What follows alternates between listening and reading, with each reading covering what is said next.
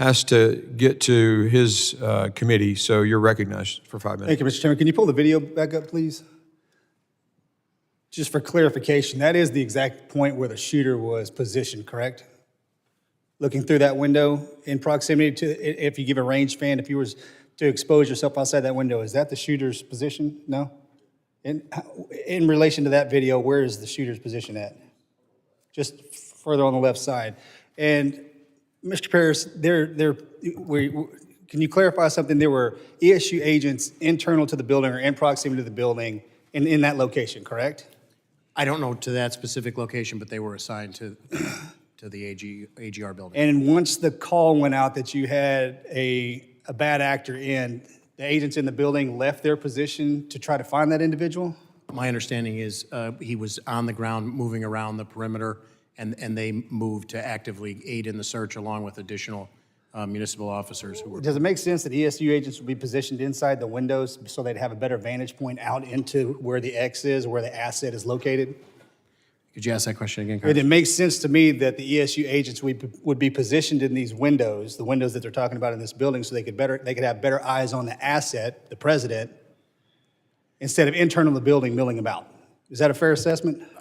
I'm remiss because I don't know what the conversation was and what the responsibilities delineated. I think my concern is if we did have agents, let's just speak hypothetically here, if agents were positioned in these windows in order to provide protection for the asset, and then they were released, and I'm assuming they work in pairs, correct? There's only 2 of them, or is there 4 of them in the building? Do we know the answer? From my briefings, there were 2. There were 2. But to me, it would make sense that one would stay behind in order to cover the X, or cover the asset, and then one would engage in activity to find the actor that they were trying to identify, correct?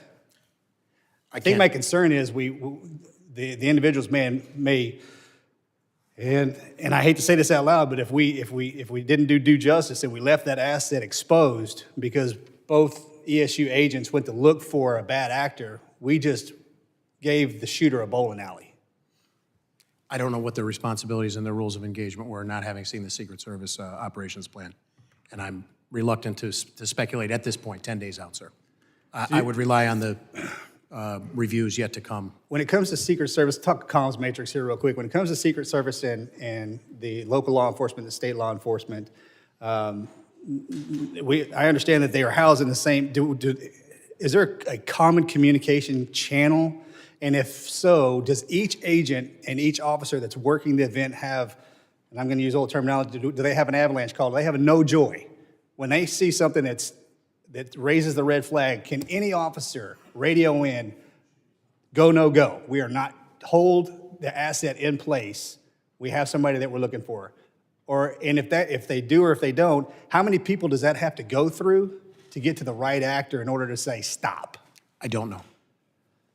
Okay, we need to figure that out. Because if I'm an ESU agent in this window and I have to radio a person who has to radio somebody who has to radio somebody else to get to the main person, then to call it, the dishes are done.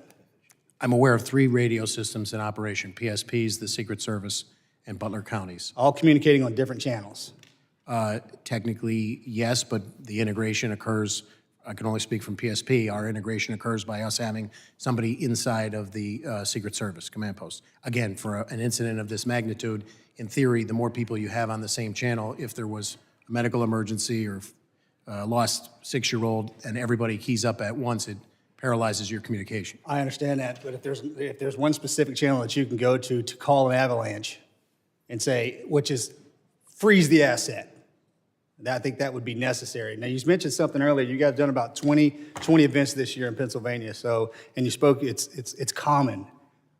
Now, the military folks in this room are going to understand this. The first month of deployment and the last month of deployment are the most dangerous times to be in combat. One, because you get there the first month, you have no idea what's going on, and then you're there and you get common. You get complacent. And before you leave, that last month, situational awareness kind of dies down a little bit, and that's when bad things happen. There's absolutely nothing common in protecting a president, ever. And as we move forward, I don't want that to be a term that we use, because common just got our president, our former president, shot. And if these assets would have been on high alert, and I'm not saying that they weren't, but when things become common, we get complacent. I've instructed our commanders moving forward, if there is any, my expectation would be that through the collaboration and the planning of these events, you want more people there, you want people voicing issues and everybody operating on the same page in a unified command. But I have instructed our commanders, the ops plans get reviewed prior to this up through our Deputy Commissioner of Operations, Lieutenant Colonel Bivens, seated here behind me today. But as a result of this, if there are any issues that our people see, we are ordering them to flag them, and we'll work collaboratively moving forward for the remainder of the season and moving forward. Thanks, sir. Thank you, Mr. Chairman. Gentleman yields. And our witnesses at any point